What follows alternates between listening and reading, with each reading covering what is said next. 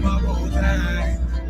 Smoking my whole life, my whole life. You'll never see another nigga like this. Used to have that white bitch popping on the night shift. Now I'm one westward sharper than an ice pick. On you rappers' necks and it's feeling like some vice grips.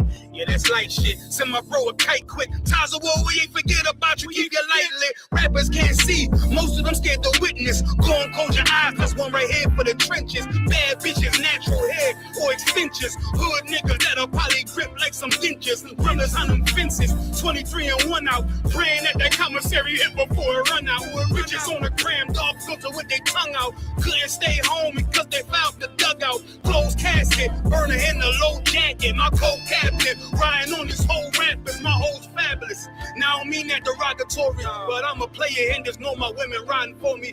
I avoided Maury. I got 2 jets. If I can't make it through for them, then I'm useless. Sit down that roof, Chris, with a couple bosses. After the war, just to count our losses. It's not many. You see a smile on my face, but I'm not friendly. Gun on my waist, sipping white Henny. I just hope this shit go right. Living in the dark, you don't know light. Gotta got my heart grip my bow tie.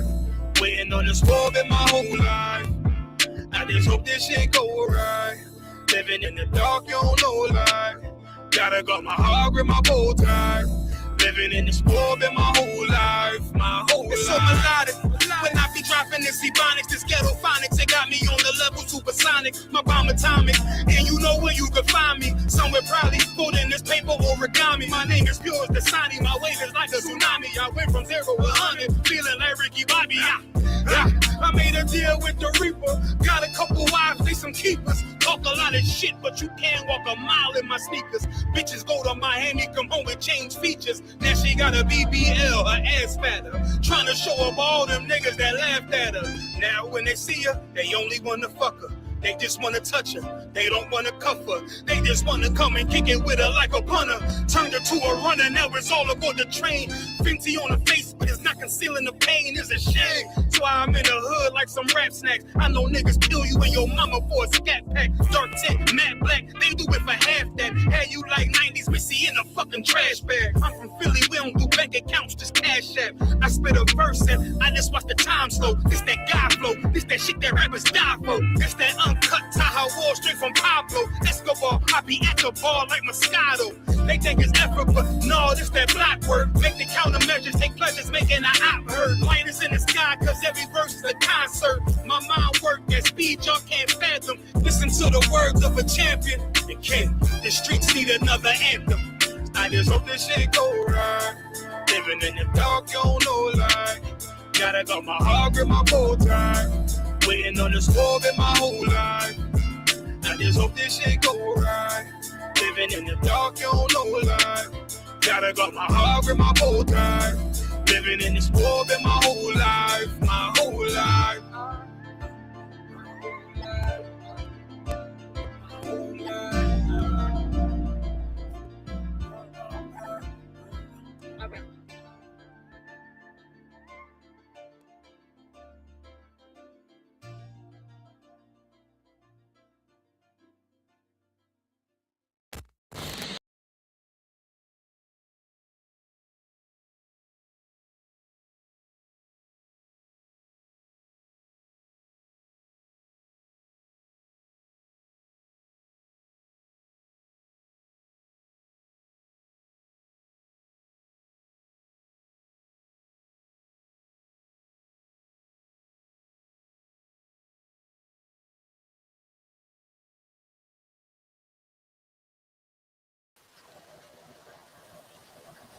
All right. Salakia, we back in the building. Shalom, Yahweh Ba'ashem Yahushua, Barak Thumb to the brothers. Shalom, Shamar, Al Thumb Ba'ashem Yahushua to the sisters.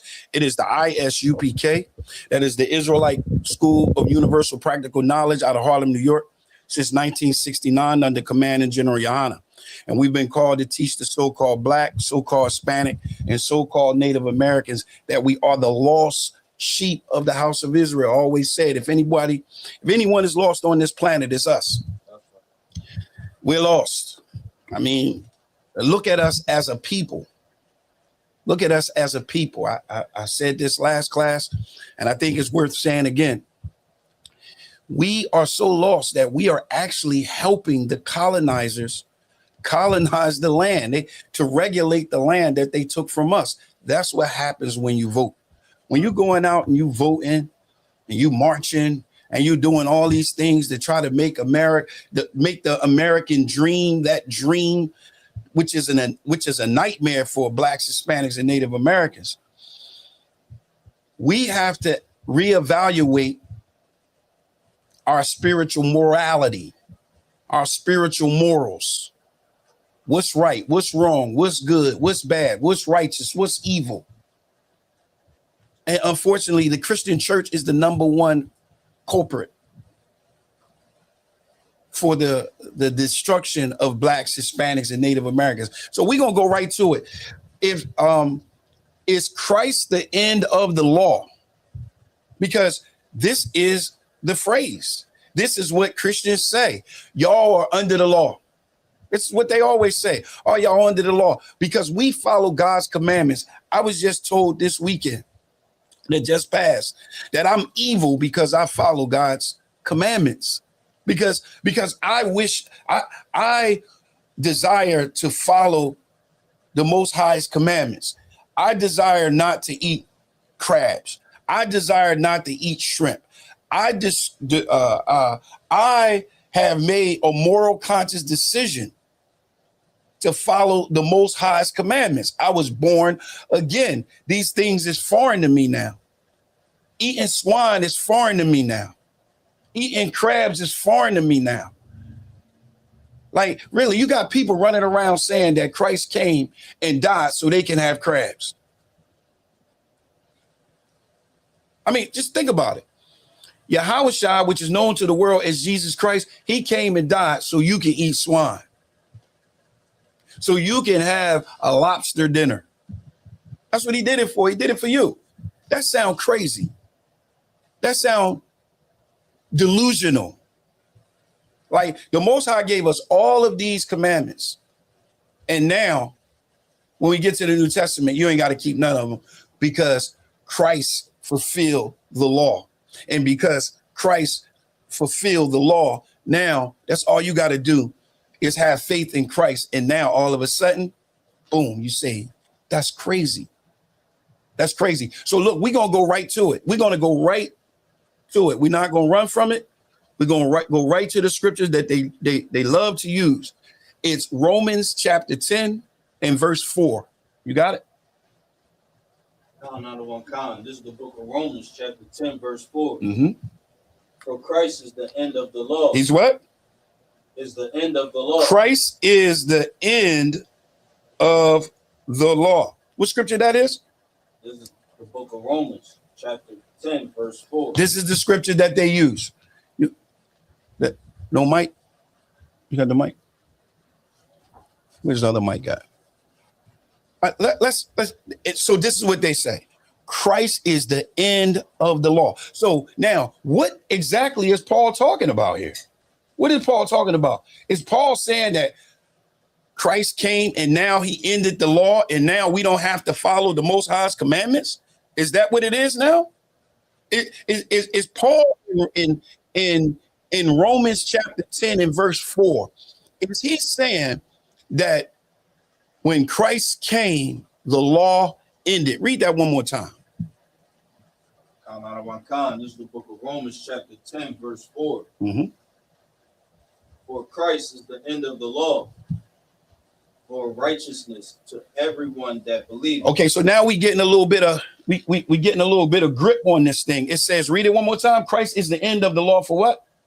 For righteousness. For what? For righteousness. Christ is the end of the law for righteousness. In the chat, is it any? You can put it in the chat. What exactly does that mean? What exactly does that mean? Christ is the end of the law. What it says, Christ is the end of the law to what? For righteousness. For righteousness. To everyone that believes. So what does that mean? Did Christ come and do away with the law? You can put it in the chat. What you got on it, up? What's going on here? What is Paul talking about? Is Paul saying Christ ended the law? Well, what did Paul mean? Like really, the objective is, what did Paul mean when he says under the law, under grace? You got to be able to explain Romans 10:4 in proper context. So what we're going to do is we're going to go to proper context. Let's go to proper context. Now, in order to go to proper context on this, we're going to go to Romans 9. We're going to go to Romans 9 right before that, and we're going to start at verse. It's going to get heavy now. We're going to start at verse.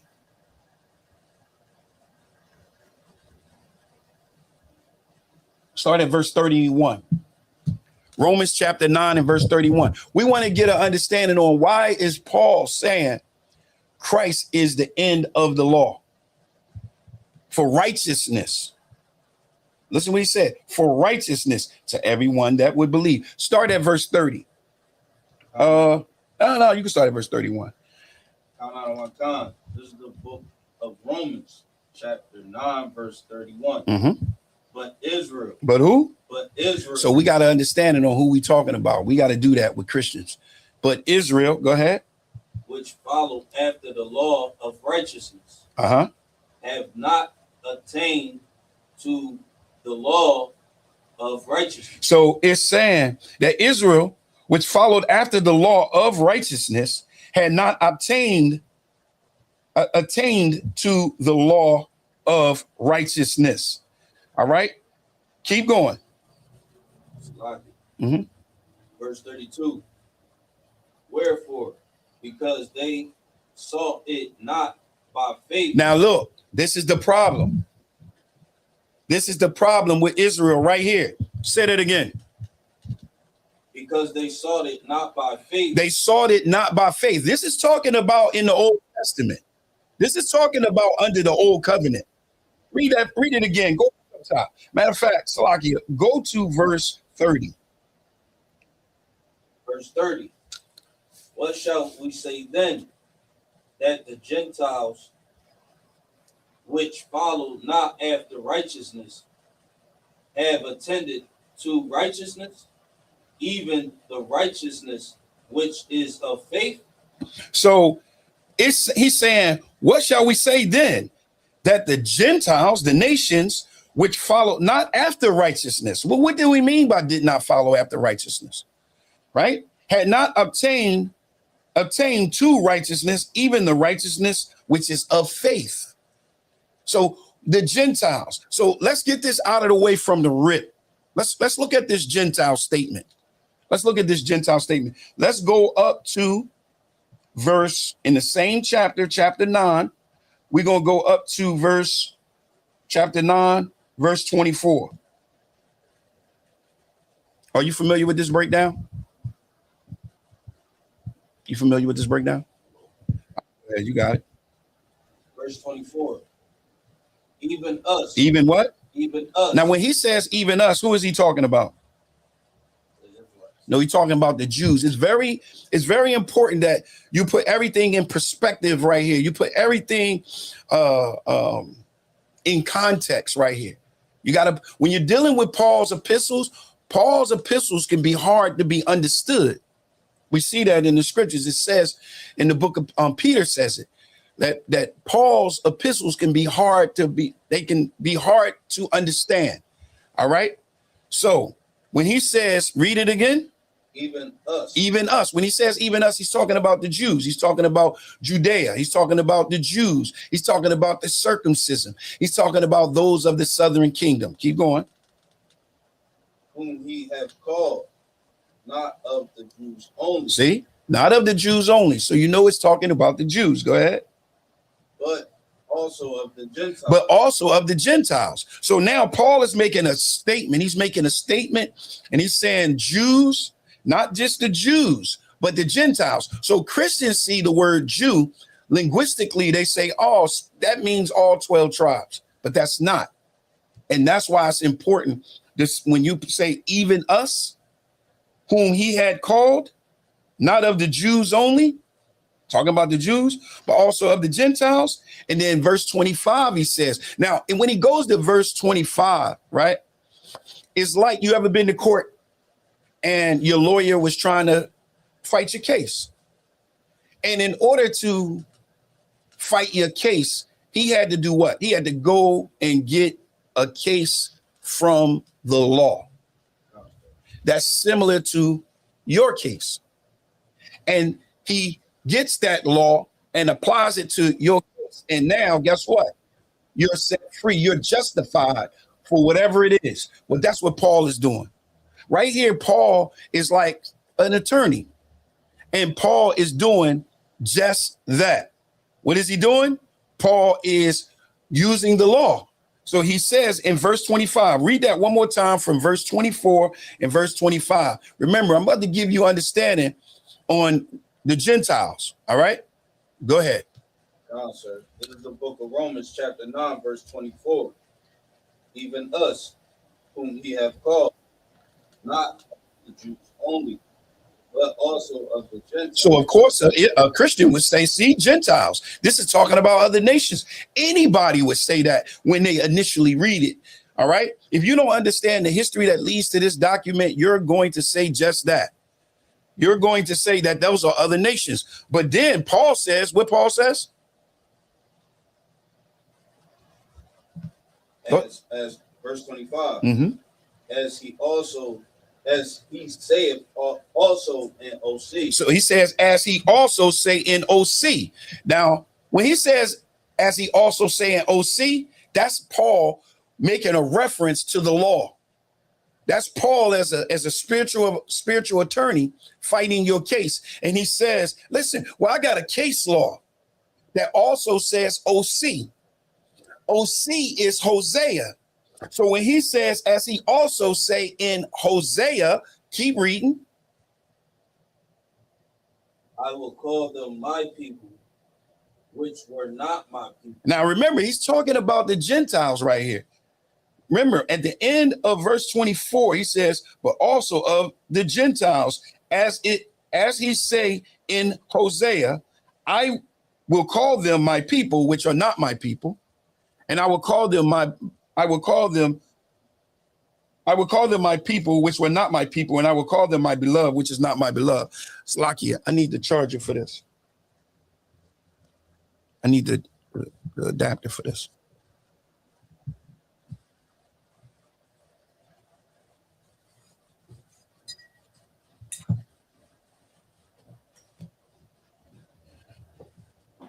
Is it?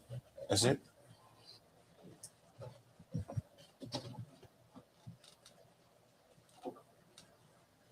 All right, got him.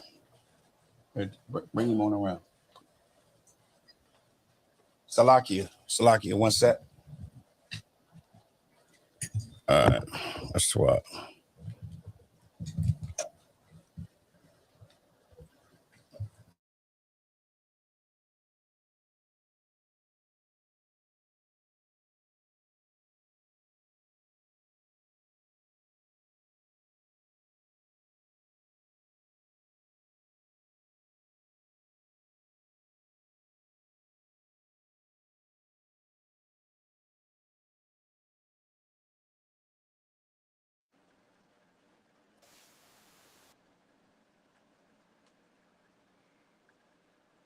All right, we having some difficulties here.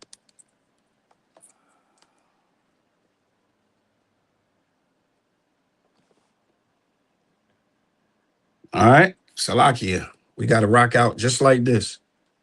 All right, wait a minute. All right, can everybody hear me? If you can hear me, can you put a 1 in the chat? And you'll check the door.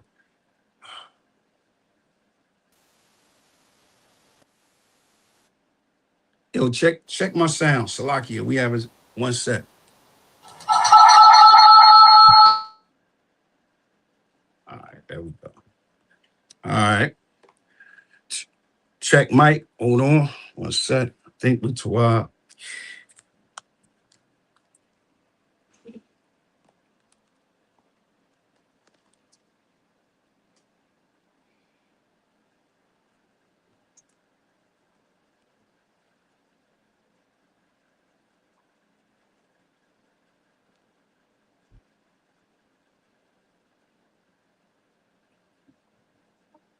All right. Salakia.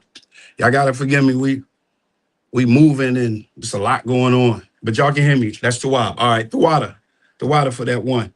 All right. So now, as I said in Romans chapter 9, verse 24, I'm going to read it from the top.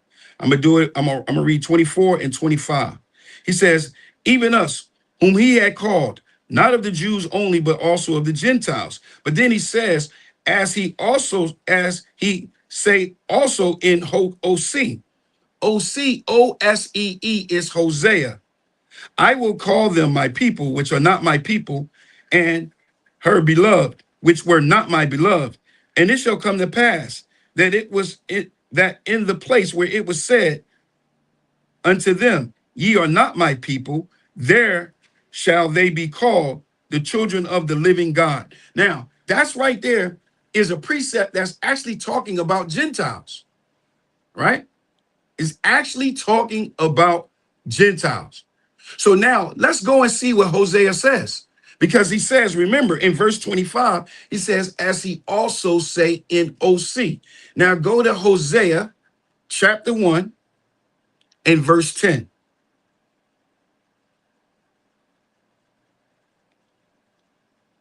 This is how we're going to prove who the Gentiles is here. So we can get that out of the way before we move forward to that law. And understanding that Christ did not end the law. He did not end the Most High God's standards. He did not end that. He just put an end to what? To the law.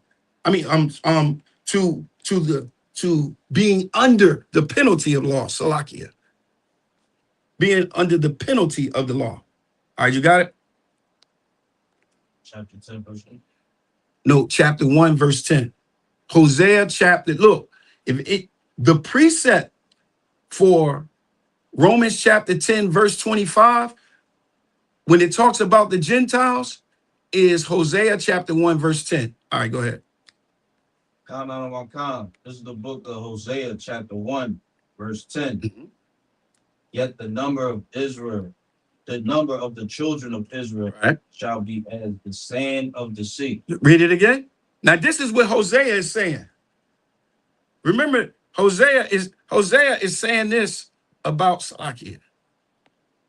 Hosea is saying, he's actually saying this about, what the heck? Hold on.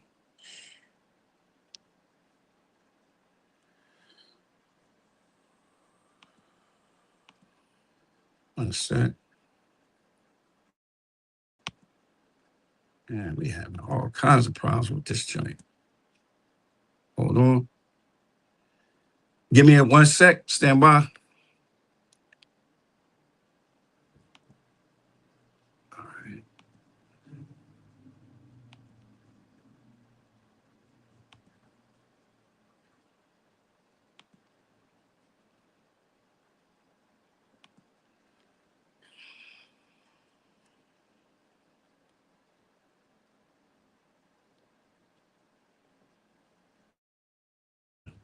Like no camera is working like right now. None of the cameras is working.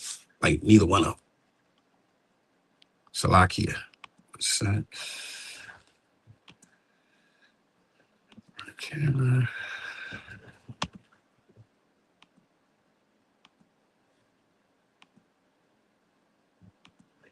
We got to keep moving because I can't. Oh, wait. There she go. Hold on. I got it. Bang. Hold on. I think we might be good. All right. I think we might. All right. All right. I think we good. I don't think we are. All right. Salakia. Still not. 1, 2.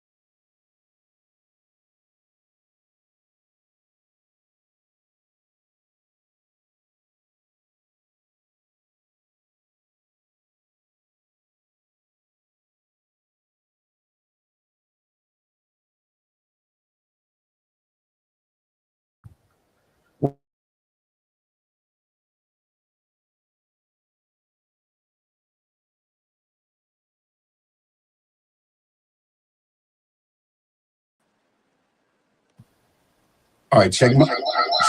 See, no matter what, why is it doing that?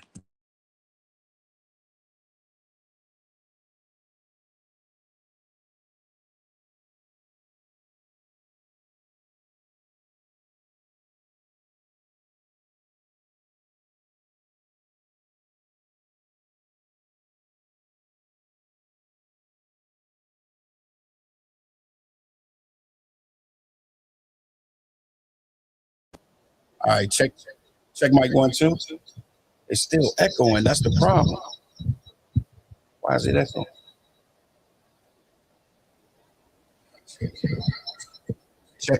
Check mic 1, 2. Check mic 1, 2. Why am I echoing? Check mic 1, 2. What about now? Is it still echoing? Still echoing.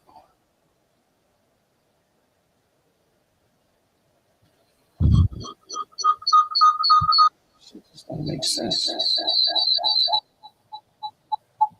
Let me put something.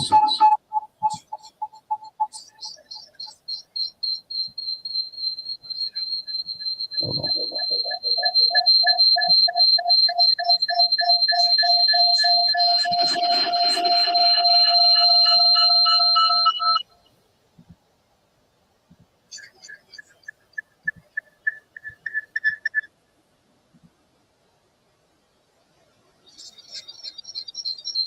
Yeah, still echoing. All right, dang.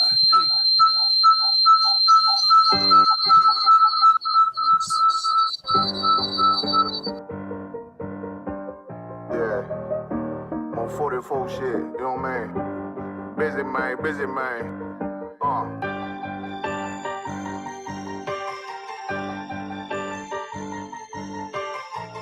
Look, when that shit drop, you step all the way on their neck, step on their neck and they head with that shit. Friday, I ain't show no mercy. We gon' show them boy what time it is. I pop out like I'm Samuel.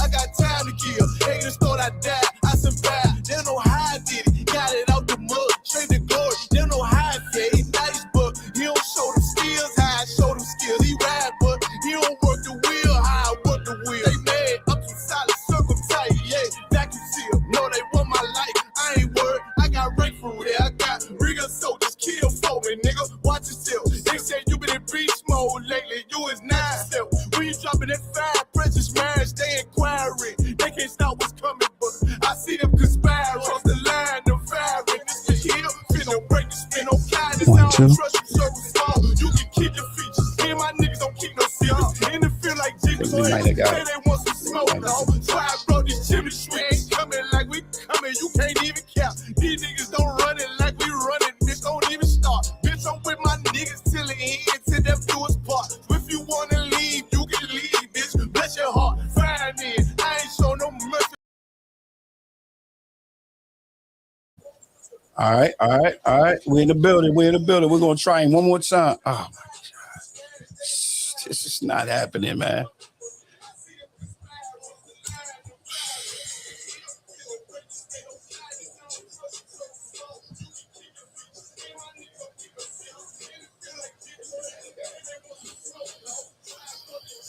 Yeah, that was cool. Whatever you was doing, I was doing that.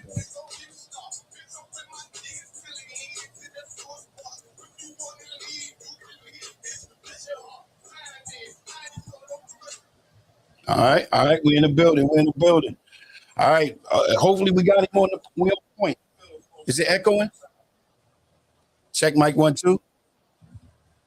Check mic 1, 2. Is it echoing? We good? We quiet? Check mic 1, 2. All right, we quiet. My goodness. All right, Romans 10:4. Let's go back to that Romans 10:4 piece. Who got it? All right, you got it. The book of Romans, chapter 10, verse 4. Mm-hmm. Christ is the end of the law. Christ is what? End of the law. Like I said, this is what Christians use. Christians use that Christ is the end of the law. And they say because we're following his commandments that we are evil and we are wicked. Because he says, say it again. Christ is the end of the law. Christ is the end of the law. So what exactly is that talking about? Keep reading. For righteousness. For righteousness. Christ is the end of the law for righteousness is very important, because the issue and the problem was those of the old covenant, Israel was not following the law based on righteousness. They was following the law based on works. They felt as though that they can work by doing the works of the law. That's what makes them righteous, but that's not what makes you righteous. By taking and executing the penalties of the law. That's not what makes you righteous. All right. That's not the righteousness of the law. And to prove that, go back to Romans 9. And now we went up to 9:24 and 25. We proved that Gentiles are can be Israelites. But also, I want you, before you do that, I want you to go to Matthew 5 and 22.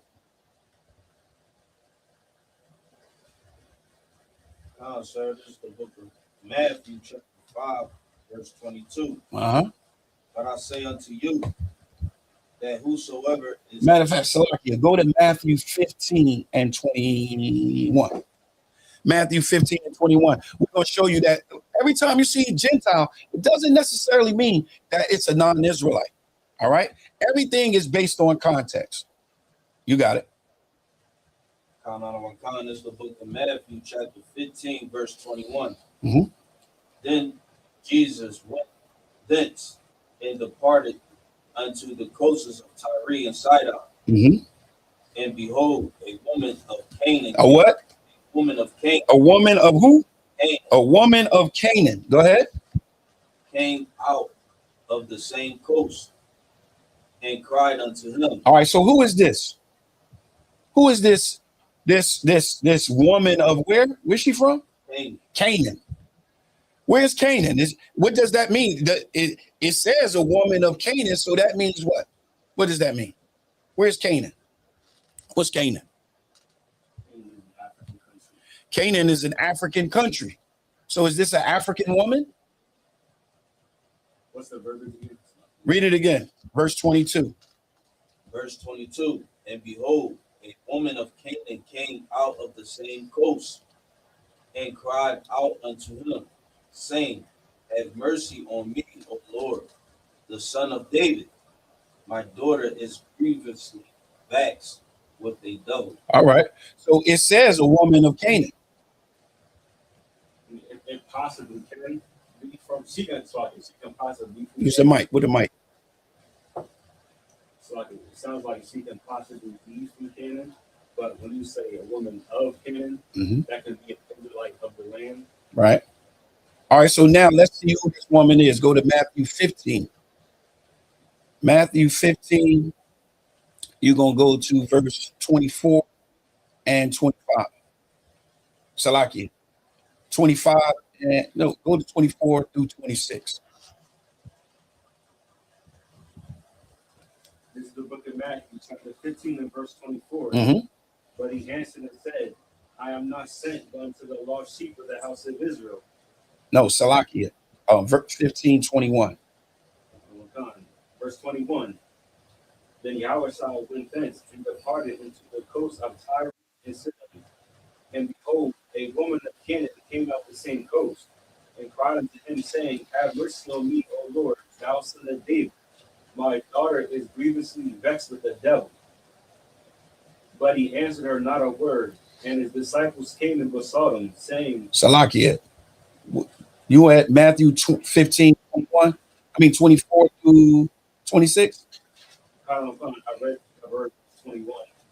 It's like 21 and 22. All right. I need you to get down to verse 25. Verse 25.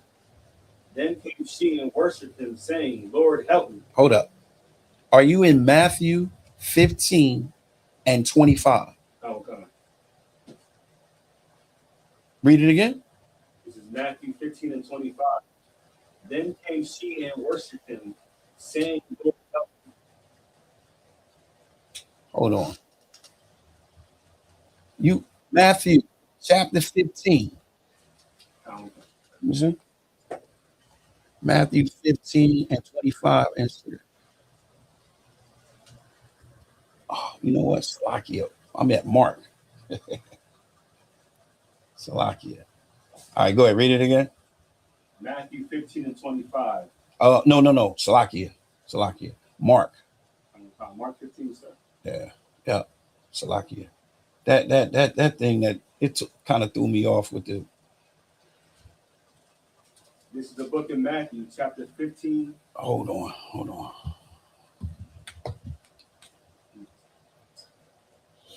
That just took me way off. Let me pull him up. Matthew 15 and 21. Mark chapter 15 and 21. And they compelled. No, Matthew 15 and 21.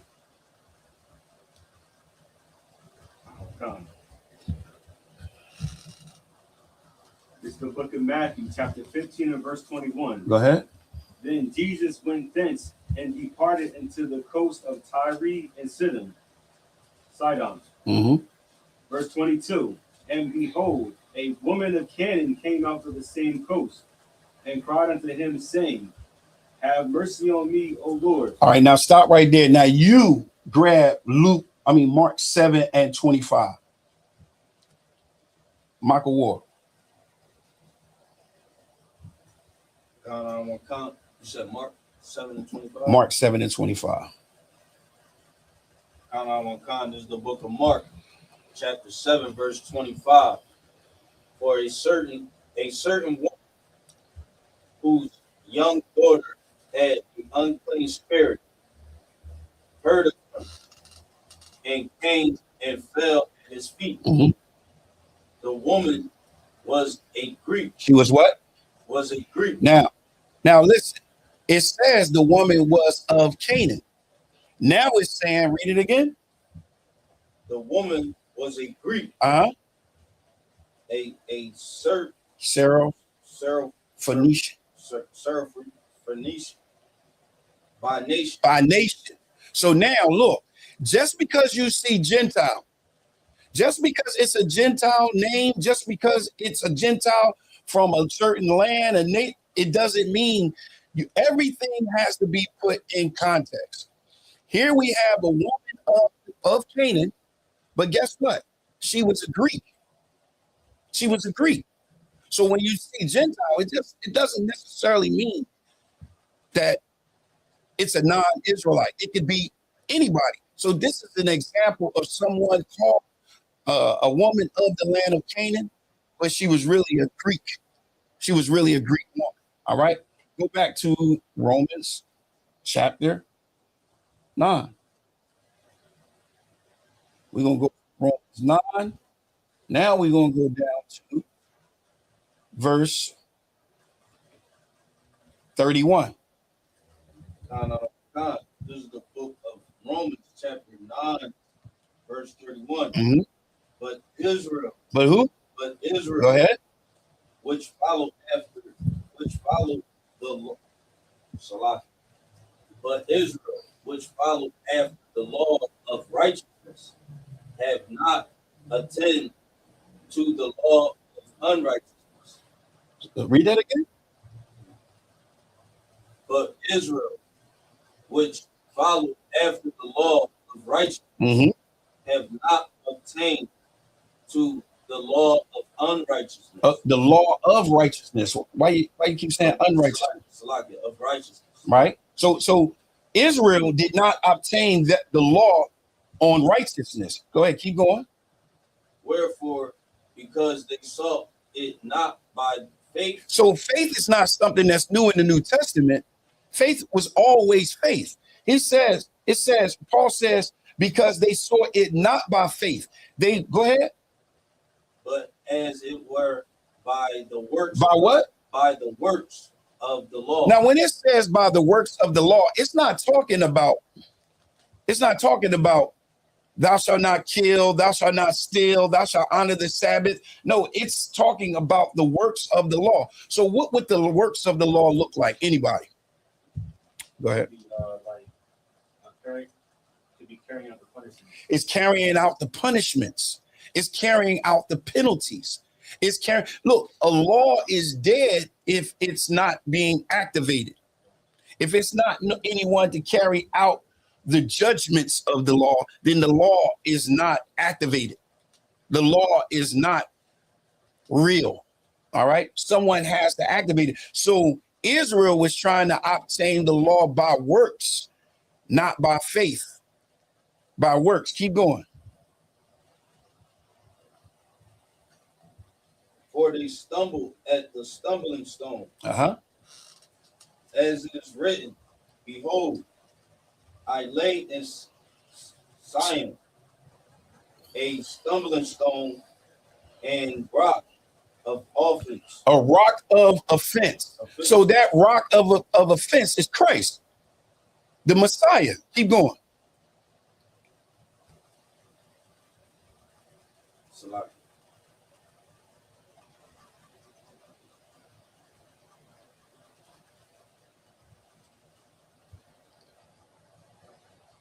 (33) As it is written, behold, I lie in Zion a stumbling block and rock of offense, and whosoever believe on him shall not perish. So he's saying that, listen, Israel sought the law not by faith, but by works.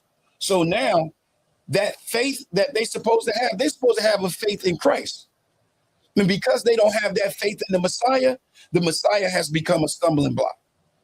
And now, because it's a stumbling block, they can't understand. And now Paul says this, verse 1 of 10 and 1. Yeah, Romans 10 and 1. Mm-hmm. This is the book of Romans, chapter 10 and verse 1. Brethren, my heart's desire and prayer to God for Israel is that they might be saved. That they might be saved. Remember, he just mentioned the fact that they tried to obtain the righteousness by works and not by faith. And now the Messiah comes and the Messiah becomes a stumbling block. It becomes a stumbling block for them. So this is why Paul says, brethren, my heart and desire and prayer to God is for Israel, that they might be saved. Keep going. Verse 2, for I bear them record that they have a zeal of God, but not according to knowledge. Right? Because remember, they was trying to obtain righteousness by works. So he says it one more time, verse 2. For I bear them record that they have a zeal of God, but not according to knowledge. Not according to knowledge. Keep going. Verse 3, for they being ignorant of God's righteousness and going about to establish their own righteousness. Keep going. Have not submitted themselves unto the righteousness of God. So the issue is, they were trying to obtain righteousness by faith. They was trying to obtain righteousness not by faith. They was trying to obtain righteousness by works. So Paul is saying, listen, for they being ignorant of God's righteousness and going about to establish their own righteousness, have not submitted themselves unto the righteousness of God. For Christ is the end of the law of righteousness to everyone that believes. Keep going. Verse 5, for Moses described the righteousness which is of the law, that the man which doeth these things shall live by them. Shall what? Live by them. So if you, according to the law, if you're doing them, you're going to live by it. If you're going by that law, you're going to live by it. Verse 6. But the righteousness which is of faith. Is of what? Faith. That's the problem. That's what they didn't do. They were not trying to obtain it by faith. They was trying to obtain it by works. So because they were trying to obtain the promise by works, what happened? Christ comes, the Messiah comes to unify Judah and Israel. And he becomes a stumbling block because they are not trying to obtain it by faith. Keep going. Verse 6.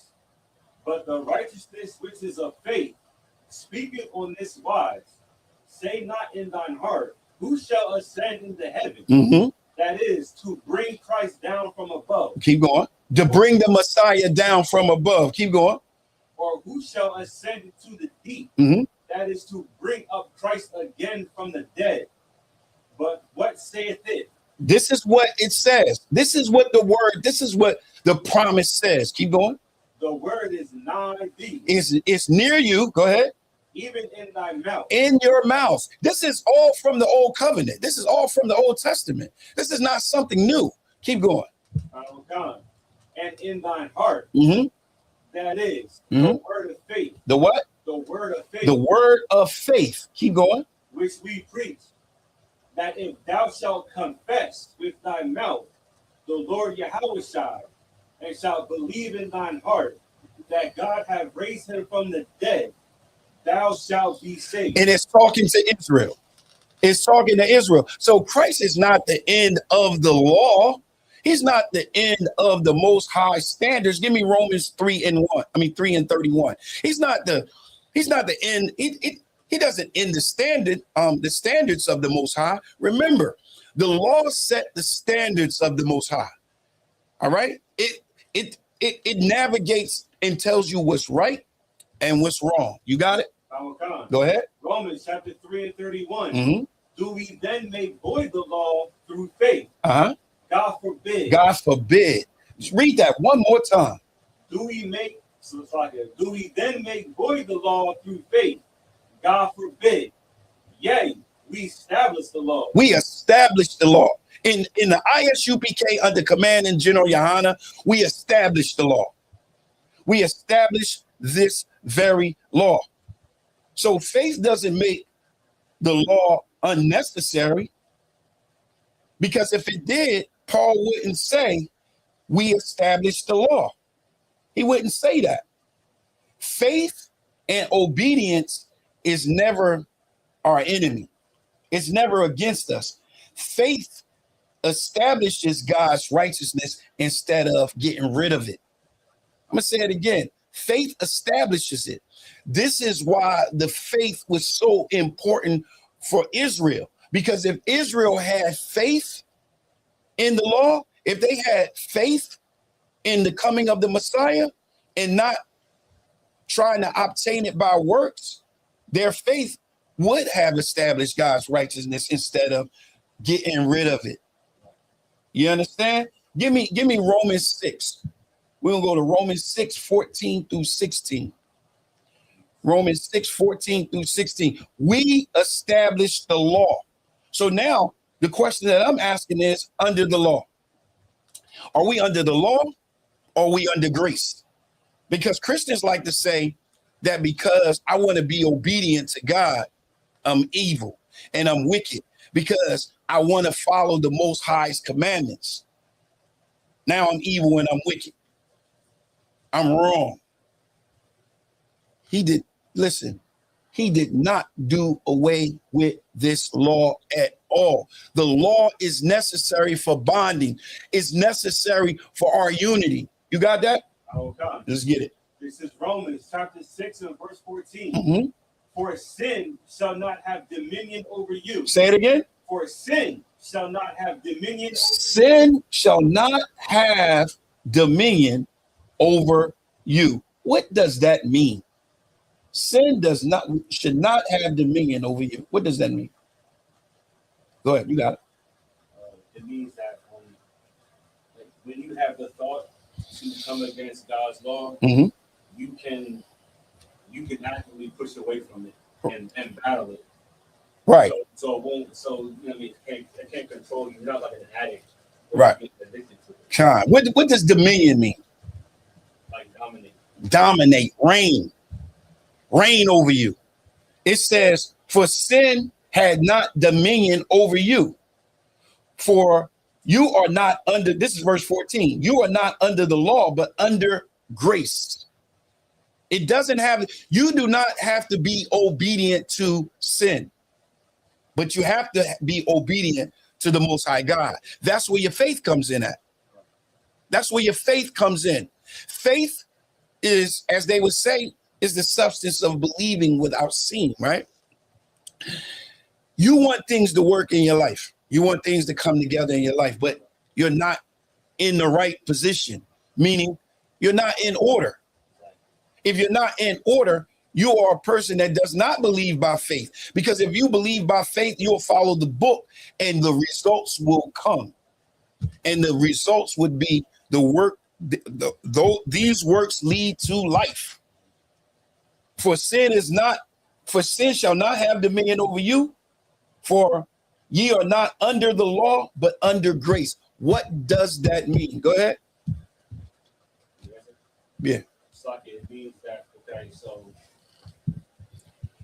nobody is going to come and stone us for breaking the commandments. What part is that in reference to? That is referencing to you're not under the law. You're not under the law, but under grace. What does that mean? Under grace means that now instead of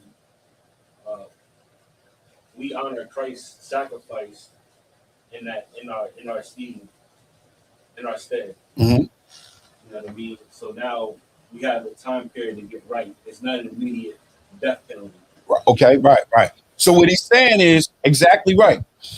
Grace is exactly what it is. Just like you got a car note or you got your rent or your mortgage.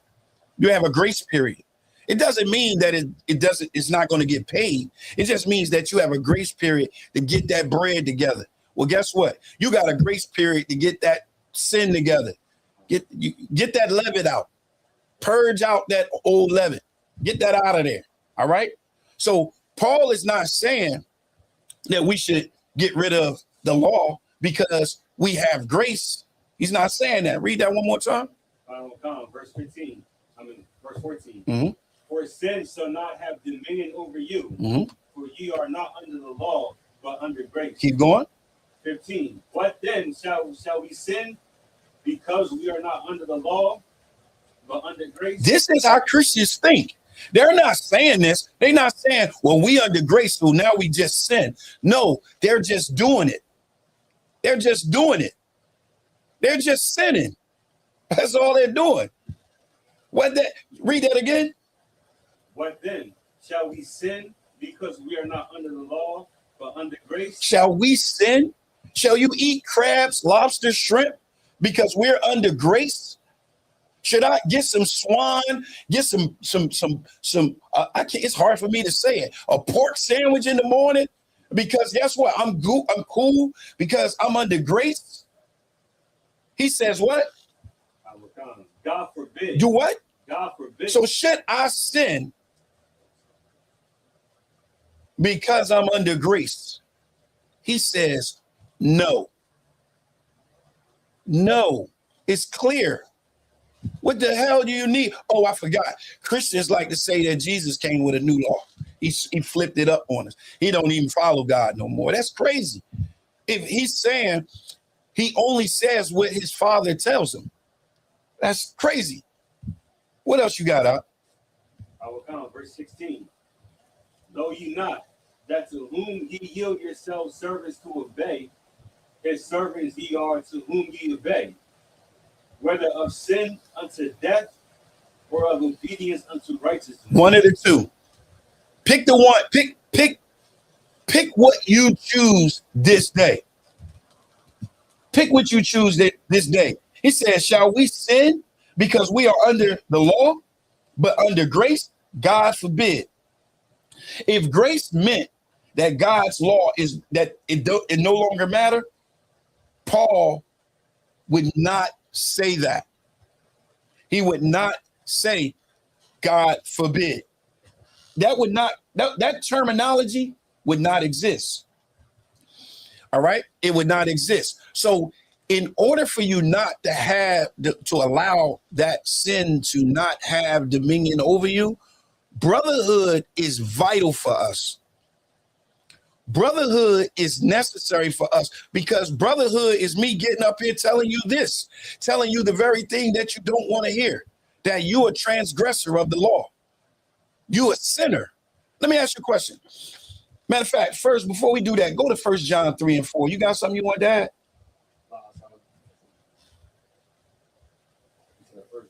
1 John chapter 3.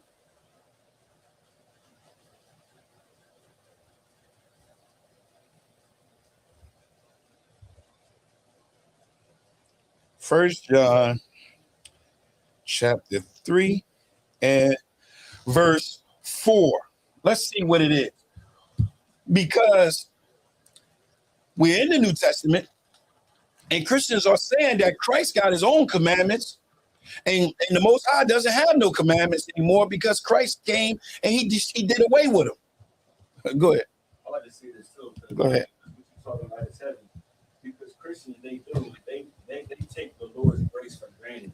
You know what I mean? And they think they're going to just sin forever and sin no matter what, and there will be no consequences. Right. But they're actually, just like the scripture says, they're yielding themselves to the servants of Right. sin. Right. I was like that as a pastor. I was a servant of sin. I was a servant of sin in my mind because I felt like Christ fulfilled the law and I was good. And now when the Most High look at me eating my pork sandwich, he don't see me eating a pork sandwich. He see me like Christ. That's crazy, right? He don't see me eating crabs, lobsters, and shrimp. He see me like Christ. That's crazy right there. No, he see you eating that shrimp. He see you eating that lobster. He see you eating food that is unclean. And then this person gonna tell me, you can't call what God made unclean, unclean. Put it in the chat. Send it to me. I told him, email it to me. Show me where it says that he made swine and all the things that he said unclean. Show me where he made it clean at. Show me. You got it up. Come. 1 John chapter 3 and 4. This is sin. Whosoever committeth sin transgresseth also the law. So in other words, he's saying, listen, when you commit this act is transgression of the law. For sin is the transgression of the law. Facts. So Paul says we should not continue to sin. God forbid. So now sin is what? Transgression of God, of the Most High's law. Keep going. Verse 5. And ye know that he was manifested to take away our sins. So this right here is a heavy statement right here because it's saying that Christ came and was manifested to take away our sins, but yet you still sinning. You still sin. And you know what the Christians say? Well, no, this is saying, no, matter of fact, keep reading. I'm going to get to it. Keep reading. And in him is no sin. Whosoever abideth in him sinneth not. Read that again. Whosoever abideth in him sinneth not. In other words, he's saying whoever abided in him, which is Christ, believe in Christ, you do not break the commandments. You don't break the commandments. Keep going. Whosoever sinneth have not seen him, neither known him. Neither know him. Now, let me say this to you. If a person was to say, and I said this before, but I think it's worth saying again, because Christians don't believe that they are sinners.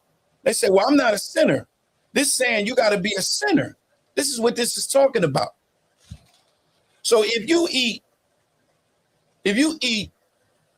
crabs on Tuesday and then have some shrimp, Wednesday, Thursday, Friday, you don't do nothing. You don't even break the commandments. But on Saturday, you eat some lobster, right? And then you go a whole month and you don't break the commandments, but you sneak in and you smoke a cigarette or two, right? And then you leave, and then 3 weeks later, you break a commandment again. Let me ask you a question. Is that a sinner? That's a damn sinner. Christians believe a sinner is somebody that's doing the same thing over and over again. Like you always stealing. Nah, transgress the law. We have many laws that we have. If you break one this week, break one next week, break another one next month, break another one in 3 months, you are a sinner. You can't get around that. Go ahead. Say a precept. Go ahead. This is Hebrews chapter 10 and verse 26.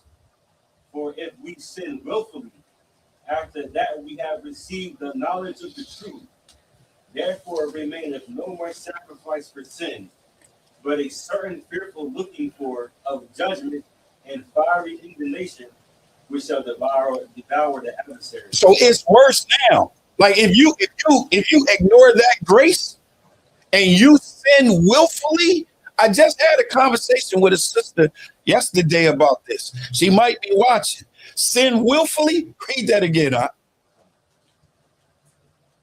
Verse Hebrews 10. Like you know you aren't supposed to do this, but you do it anyway. Go ahead. If we sin willfully, after that we have received the knowledge of the truth. After you receive that, the knowledge of the truth, meaning the scriptures, we laid it out for you. You see it, you understand it, and go ahead. There remaineth no more sacrifice for sin. So if you sin willfully, there is no sacrifice for you. That means Christ you can't lean on Christ again. You can't lean on him again. You can't get out of jail free card. You can't do that. Go ahead. I was going to add, that goes especially for of us that are in the ISUPK. Right. And you got right. Right. You took that oath. Damn right. And like, there's no room for mistakes anymore. None. Because if you habitually sin, knowing that you have your name and you're in the ISUPK, that fire indignation is coming. I want to read that. I want you to read the rest of that. So they need to understand. Just because we don't have the Levites to come out and do the work of the judgment, it's worse now because it's Christ that does the judgment. It's the Most High that brings that penalty. Read it again. Hebrews 10:26. For if we sin willfully, after that we have received the knowledge of the truth, there remaineth no more sacrifice for sin, right? But a certain fearful looking. But a what? Fearful looking. Go ahead. For a judgment. That's that judgment that you're gonna get for sinning willfully. Go ahead. That's exactly what you're gonna get. You're gonna get exactly what I told you you're gonna get if you sin willfully. Keep going. And fiery indignation. Fiery indignation. Go ahead. Which shall devour the adversary. Shall what? Devour the adversary. Shall devour. That's that judgment. That's that heat. That's that heat. So now we got you. Go ahead. I just want to add, like, this goes back to where the parable where Christ was like, bring them before me and slay them. Those that wish not to follow me. Right. What's that? Luke, get that. Luke 19:26, I think it is. I think it's Luke. That's a heavy precept right there. Luke 19, and I think it's 26. No, it ain't it. But those who are my enemy would not. There it is, verse 27. Verse 27. This is a heavy precept right here. This is Luke 19:27. But those my enemies. Those are my enemies. You know who those enemies are? He's gonna tell you how you become his enemy. Go ahead. Which would not that I should reign over them. Bring hither. Bring what? Bring hither. And slay them before me. Slay them before me. That's what Christ's gonna say when you don't want to go into his reign. You don't want to go into his reign. Bring them before me and let me slay them. All right. That's what's gonna happen. So now I'm gonna give you an example of someone being under the law, because Christians like to say, "Oh, you under the law," because you follow God's commandments. That's crazy. Because you follow God's commandments. You love God. In 1 John 5:3, it says, this is the love of God. It's those who follow his commandments, and his commandments are not grievous. Right? So now, give me Numbers 15 and 32. Numbers 15 and 32. This is an example of being under the law.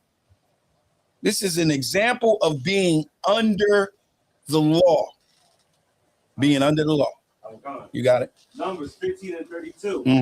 And while the children of Israel were in the wilderness, they found a man that gathered sticks upon the Sabbath day. And they that found him gathered the sticks, brought them unto Moses and Aaron, and unto all the congregation. And they put him inward, because it was not declared which to be done to him. And the Lord said unto Moses, the man shall surely be put to death. All the congregation shall stone him with stones without the camp. Now, that's wild. But that's judgment. That's the judgment. That's being under the law. They were clearly told, you gather those sticks for 6 days. For 6 days. But he did not want to follow the law. He wanted to just do the work. And guess what that work got him? Stoned. You got something you want on that? No, Slocky, I was going to say that also reference to Luke, because he brought him before the priests and prophets, the Lord could see it. Right. And that all of that is the judgment. Those are the works of the law. The works of the law. So the works of the law, the judgment happens immediately. That's the work. You break the law, it comes the judgment. But guess what? If it's grace involved, mercy, grace has always been around. Grace is not something new. Grace and mercy, you can use it interchangeably. Must I say that right? Okay. So go to 2 Samuel 12 and 13. Let's see some mercy. Because you can have mercy under the old covenant. It's grace under the old covenant. Remember, Noah found grace in the Most High's eyes. You got that 2 Samuel 12 and 13? This is 2 Samuel 12 and 13. This is about David when David committed adultery. What should have happened to David? He should have been stoned. But read it.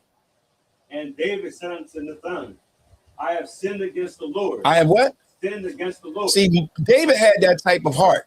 He had that type of mind to recognize what he did, repent for what he did wrong. That's what David did. Read it again. And David said unto Nathan, I have sinned against the Lord. David said, I've sinned against the Lord. David didn't say I didn't because the Christ came and or I gotta just have faith and I'm good. David said, I sinned. Keep going. And Nathan said unto David, the Lord also hath put away thy sin. He have done what? Put away thy sin. That's the Lord having mercy on David. Go ahead. Thou shalt not die. Thou shalt not die. That's the grace. That's grace under the old covenant. Grace is and was, always was, still here. That's not something new. Having mercy is not something new. This is something that a new doctrine. This is a new doctrine that Christians do. Christians come and they say, well, you know, we under the New Testament, so we're no longer under the law. Now, that statement alone, it has some weight to it, but it'll only have the weight to it if you put it in the proper context. All right? In the proper context is vital. Give me Galatians chapter 3 and 24 and 25.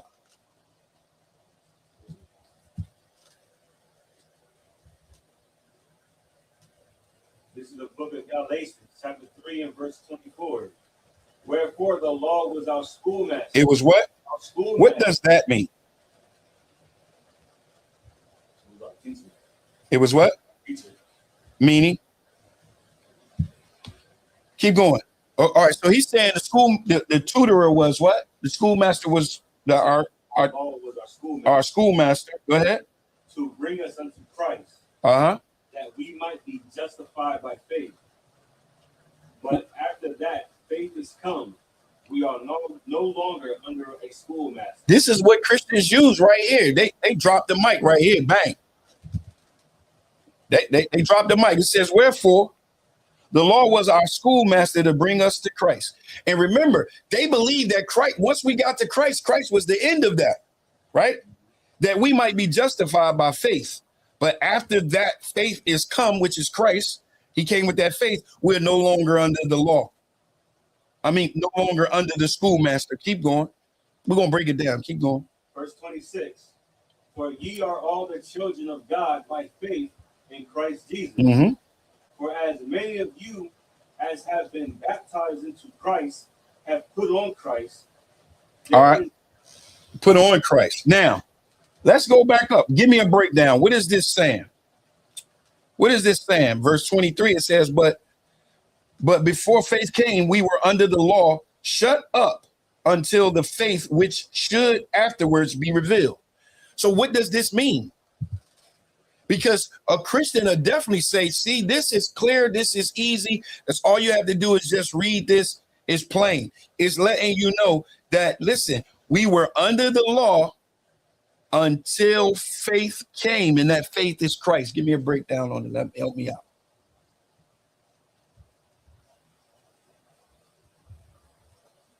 Because Christ became our sacrifice. Nope. I need something better than that. How is Christ becoming our sacrifice helping me better understand where it says, but before faith came, we were kept under the law? What does that mean? Think about what you read in verse 24.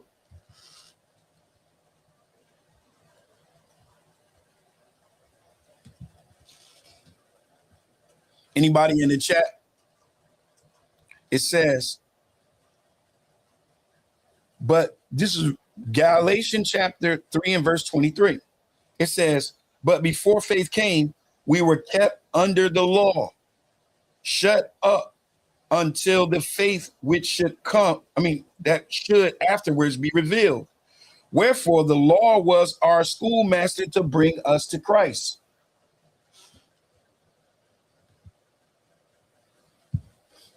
So was it like guiding us?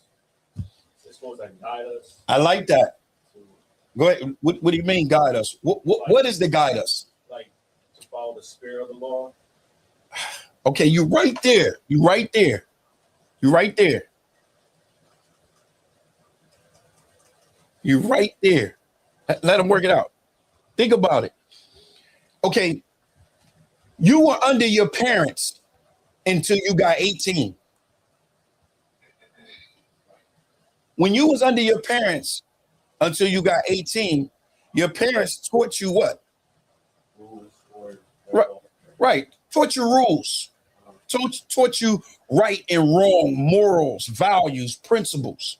That's the tutorer. It right here. The schoolmaster to bring you to Christ. That's the law raising you. You know, when he says, when I was a child, I spoke as a child, understood as a child. And when I became a man, I put away childish things. See, we were in a childish state, a baby state at that point of the old covenant. So we were being taught by the schoolmaster. We were being taught by the tutorer, and that tutorer raised us until we got 18. And when the tutorer, the schoolmaster raised us until we 18, boom, they let us go. They let us go. We no longer under mom's house. We're no longer under mom's rules. We no longer under the tutorer. We no longer under the teacher. You know why? We graduated. We have graduated now. So now that you graduated, all the things that the tutorer taught you, do you still do? Of course you do. Do you still follow those laws? Of course you do. Do you still follow what your parents taught you when you was a child and spoke as a child and understood as a child, and now you became a man, and now now you have been led to adolescent? Now you're an adult. Now you're no longer under that, but you still follow those principles.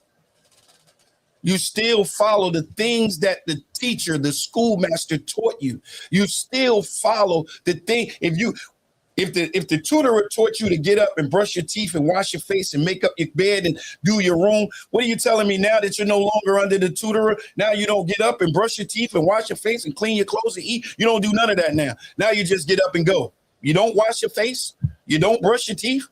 Now you just got totally nasty. No, that's not how it works. So when he says, wherefore the law was our schoolmaster to bring us to Christ, right? That we might be justified by faith. Remember, it was always about what? What was it always about? Faith. It was not about the works of the law. That's how we started this. It was always about the faith, right? And then it says, verse 25, but after the faith is come, we are no longer under the schoolmaster. It doesn't mean that you don't follow those standards that the schoolmaster taught you. It don't mean that. It doesn't mean that now the things that they taught you in the law, now you don't follow it no more. No. Now you have that faith. You believe, right? That's what it is. Now let's one more time. Let's go back to 1 John. Hold on. 1 John 2. I think it's 1 John 2. We're going to 1 John. Hold on. 1 John 2. Mm-hmm. All right. We're going to go to 8, verse 8. This is 1 John chapter 2 and verse 8. Mm-hmm.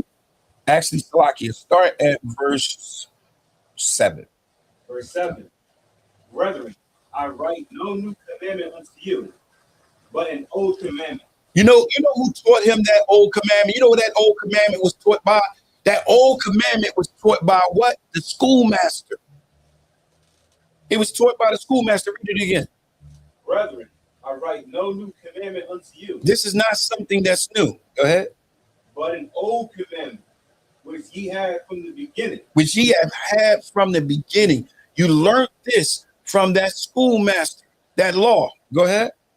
The old commandment is the word which ye have heard from the beginning. Mm-hmm. Again, a new commandment I write unto you, which thing is true in him and in you. Mm-hmm.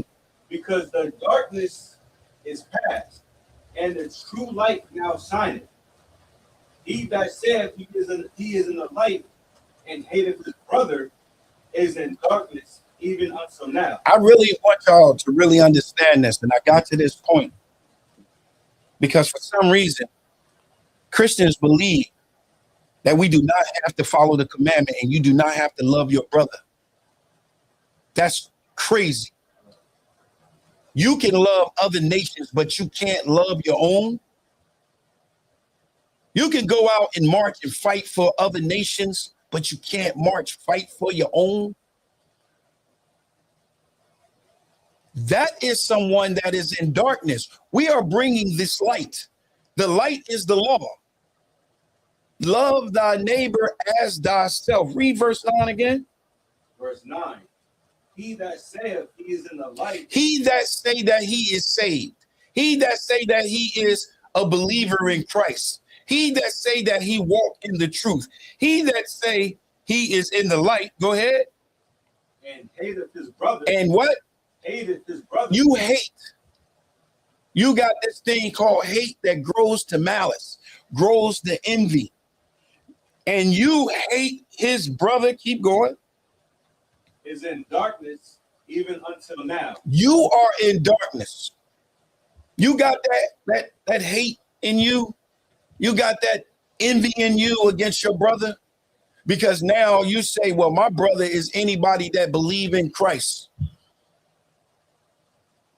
That's the word now with Christians. Well, my brother is anyone that believes in Christ. No, it's those who do the will of the Father. And guess what? The ones that can only do the will of the Father, I'm going to show you. Sidebar. Psalms chapter 9. Well, Psalms, what's that? 119 or 149?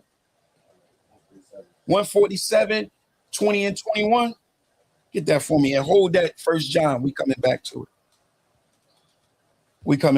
it. It's only those who do the will of the Father. So the question is, can everybody in the world do the will of the Father at this point? I don't think so. Go ahead. It's the book of Psalms, chapter 147 and 19. Mm-hmm. He showed his word unto Jacob. So he showed his word unto Jacob. Go ahead. His statutes and his judgments unto Israel. He showed his statutes and his judgments to everybody. Unto Israel. No, to the world. Unto Israel. To all nations. Unto Israel. Read it again. He showed his word unto Jacob. Mm-hmm. His statutes and his judgments unto Israel. Keep going. He have not dealt so. He have what? Not dealt. He have not dealt so with any nation. With any nation. Go ahead. And as for his judgments, They have not known. They have not known him. Go back there. That means Cornelius couldn't have been in Israel. I mean, Cornelius could not have been of another nation. Based on that right there, that precept, couldn't have been from another nation. There's no way, because the Most High clearly just said he showed his word to Jacob, his statutes and judgments unto Israel. He had not dealt so with anybody else. He ain't dealt so with any other nation. So this brother that he's speaking about in 1 John 2, this is talking about an Israelite. This is talking about a so-called black, so-called Hispanic, and so-called Native American person. Read it again, verse 9, 1 John 2 and 9. I will come. 1 John chapter 2 and verse 9. Mm-hmm. He that saith he is in the light and hateth his brother is in darkness, even until now. It's a lot of hating going around. It's a lot of hating going around. Politics play a role in hate. Religion play a role in hate. You know the most segregated day of the week? What's the most segregated day of the week? Sunday. Sunday is the most segregated day of the week. Blacks go to black church, whites go to white church, Chinese go to Chinese church, Asians go to Asian church, Africans go to African church, Spanish go to Spanish church. Everybody is divided. It's the most segregated day of the week because it's Sunday. Go ahead. It's like what you're saying is heavy because, you know what I mean? You can't properly serve the Lord if you hate the Mexicans, if you hate the Hispanics. Right. You can't, because those are your brothers. So you out talking about you're a Republican and you talking about get the Mexicans out of here. Get the Haitians out of here. Get the immigrants out of here. But you say you love Christ and you walk in the light. But you just full of nothing but hate. That's it. You're the biggest hater. You're the biggest hater around, and you supposed to be the biggest Christian around. But the hate is real. Go ahead, read it again. 1 John chapter 2 and 9. He that saith he is in the light and hateth his brother is in darkness even until now. Keep going. He that loveth his brother abideth in the light. He that loveth his brother, he is the one that abideth in the light. That's the one that's in the truth. That's the one that's walking in the spirit of the Most High, because he does not hate his brother. He has a love for his brother. He has a brotherhood. And when I say brother, I'm talking about sisters too. All right, read it again. He that loveth his brother abideth in the light. Keep going. And there is none occasion of stumbling in him. It's no stumbling. Listen, walk game is sharp. Don't stumble, don't trip, don't fall, ain't nothing. Because guess what? In the ISUPK under Commander General Yohana, we're taught brotherhood. We are taught to love thy brother as thyself. We are taught that. We are not taught to walk in darkness and be in darkness. We're taught to be in the light, be in the truth. Keep going. Verse 12, 11. But he that hateth his brother. He that what? Hateth his brother. Which is a lot of these Christians, a lot of people do. Go ahead. Is in darkness. He's in what? Darkness. Uh-huh. And walketh in darkness. Uh-huh. And knoweth not whither he goeth, because that darkness hath blinded his eyes. He has no idea where he's going. Because when you hate your brother, there is no future. You got a judgment coming and you storing up judgment for the day of judgment. Because guess what? You got this strong hate for your brother and you say you walk in the light and you walk in the truth. Listen, in order to be in the light, in order to be in the truth, brotherhood is vital. Christ said, in closing, Christ said, there's 2 commandments that he hang all the commandments on. And one of those commandments is brotherhood. And when you look at all of the rules that deal with those commandments, it's all about brotherhood. And it's all about loving the Lord thy God with all thy heart and with all thy soul. That's where we need to get to. That's where we need to be. Brotherhood. All right. Any questions? You got any questions in the chat? You got go ahead. Yeah, I got an off-topic question. Go ahead. What you I got? was reading the book of Malachi, right? Mm-hmm. And it was just to sum it up. It said that Elijah, the Lord is going to send Elijah on that dreadful day of the Lord. Now, I was wondering if he was speaking about for the prophecy in 70 AD with John the Baptist, or is that also concerning All right, pull it. in America? Which one you talking about? Malachi. What's that? Malachi 3? Or it's four in like the last verse. All right. If you go to Malachi 3 and 1.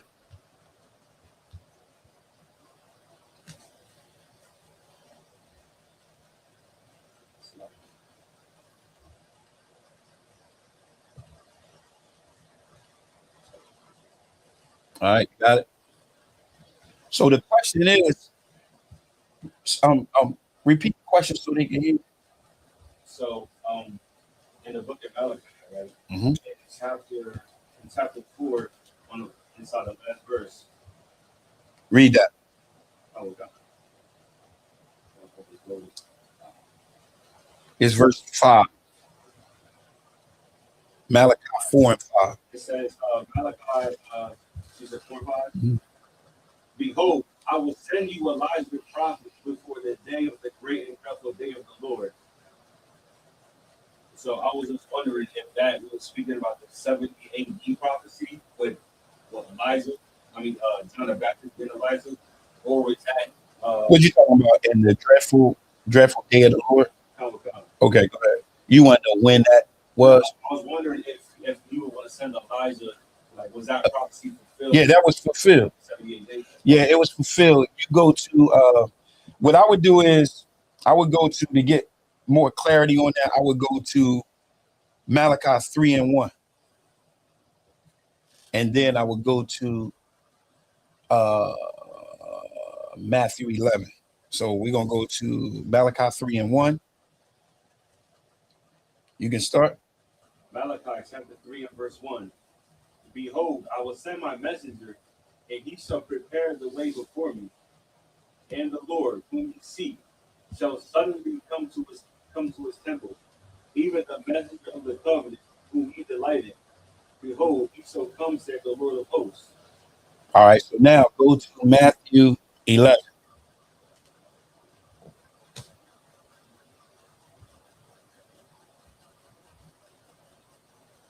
Verse 1. No, you start at verse 10. This is Matthew 11 and 10. For this is he of whom it is written, Behold, I send my messenger before thy face, which shall prepare thy way before thee. So that's the same language that we read at Malachi 3 and 1, right? Okay. All right, keep going. Verse 12. It's like in verse 11. Verily I say unto you, among them that are born of women, there have not arisen a greater than John the Baptist. Notwithstanding, he that is least in the kingdom of heaven is greater than he. All right, so now that you see that this is talking about John the Baptist, right? Keep going. Verse 12. And from the days of John the Baptist until now, the kingdom of heaven suffered violence, and the violent take it by force. Mm-hmm. For all the prophets in the law prophesied until John. Mm-hmm. And if ye will receive it, If you what? if ye will receive it, So if you will receive it, this is the answer to your question. this is Elias, which was for to come. Uh-huh. So that's what it's talking about. Okay, so there's no he's not going to come Again, nah. Nah. You know, Christians believe that Elijah's still alive. they believe somebody else still alive too. They one of the prophets is still alive and walking around. All right. Any questions in the chat? Any more questions in the room? You got the all right. Get what's his name? All right. So I'm gonna turn that class over to priest and officer called Officer Kayash.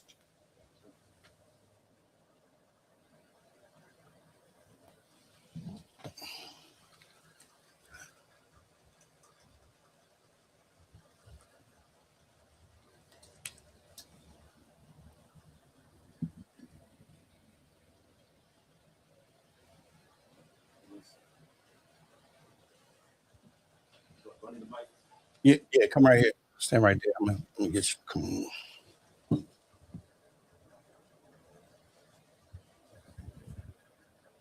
Good to go. Yeah, you good to go. This is the ISBK security announcements. Rules for new brother and sister. When a new brother and sister comes into the school, they are off limits for 6 months. They are to be saluted only. They are here to learn and tell themselves of the world. If they need transportation, the teacher will arrange it. After 6 months, if our brother or sister has an interest in a particular person, let us seek counsel from the head. Tithe is a commandment. Numbers 18 and 21, Malachi 3, 8 through 10 means 10th in Hebrew. 10% of every penny of any increase the Lord gives you. A priest fund is a free offering for the priest. It's not mandatory. Whatever amount you like to give. Upcoming holy holidays. Up and coming feast days. Feast days. Upcoming holy feast days. What we got coming up is we got is it the Day of Atonement? Blowing of the trumpet. I think it's blowing of the trumpet, or I think it's blowing of the trumpet. We'll get it. Go ahead. Blowing of the trumpets will be held at we'll have ours at 202 North DuPont, Smyrna, Delaware. If any brother wants to be a trooper in the school, Day to of start Atonement. wearing black boots, shirt, pants, headband, and scarf. And with that, we'll stay at margin in the stand. Men in Israel will give a courtesy salute. Madr Shabbat, Majid, Barak, Yahweh Hashem Yahweh Shabbat. Yashmatah, hands down, sorrow, fix the sisters. Sister stand. Men of Israel, Madr Shabbat, Majid, Barak, Yahweh Shema Atam Ba'Shem Yahweh Shah. Yashmatah, class dismissed.